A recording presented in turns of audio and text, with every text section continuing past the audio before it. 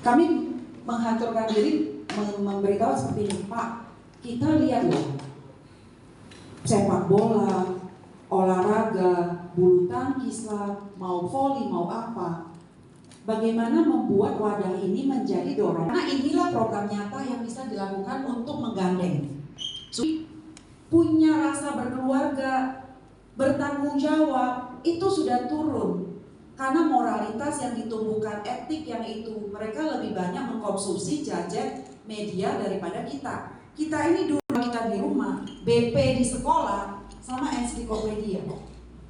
Anak saya 2 arah, gak bisa 1 arah lagi.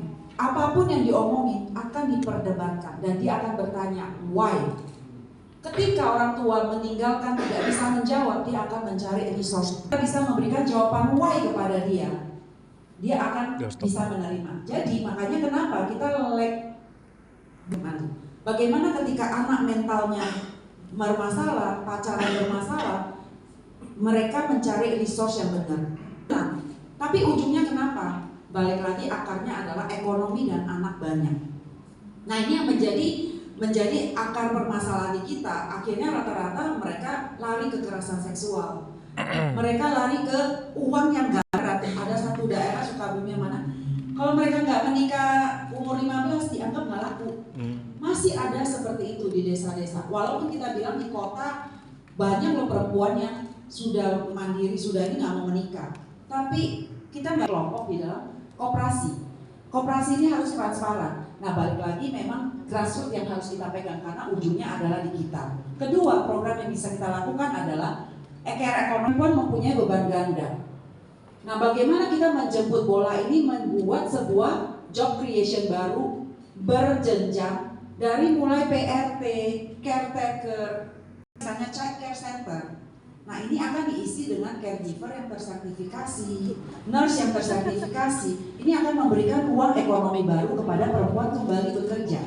Sehingga program-program regulasi semua yang akan memberikan satu program child care center supaya ibu-ibu bisa bekerja, perempuan-perempuan bisa bekerja. Nah, ini bisa dijemput bola melalui program yang kita lakukan. Balik lagi ujungnya adalah bagaimana membuat sebuah profesi tersertifikasi dan punya jenjang karir.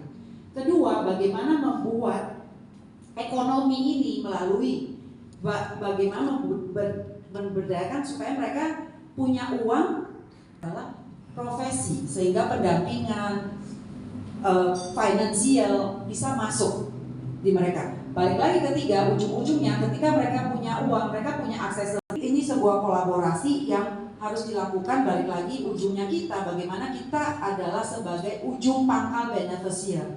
Dan bagaimana yang tadinya kita objek, kita harusnya bekerja melalui program prioritas Pak Presiden, kita menjadi subjek, penerima beneficiar. Gimana kalau kira-kira pandangan tentang transformasi antara beda generasi antara pencetus visi kerja Mas? Waktu saya dulu belajar S2 ada konsep namanya glass ceiling.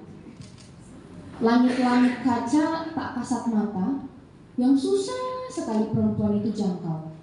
Tapi ternyata ini sudah bisa kita capai. Lihat, wakil menteri kita semuanya perempuan di sini, tepuk tangan. Konsep glass ceiling itu tahun 86, media mana?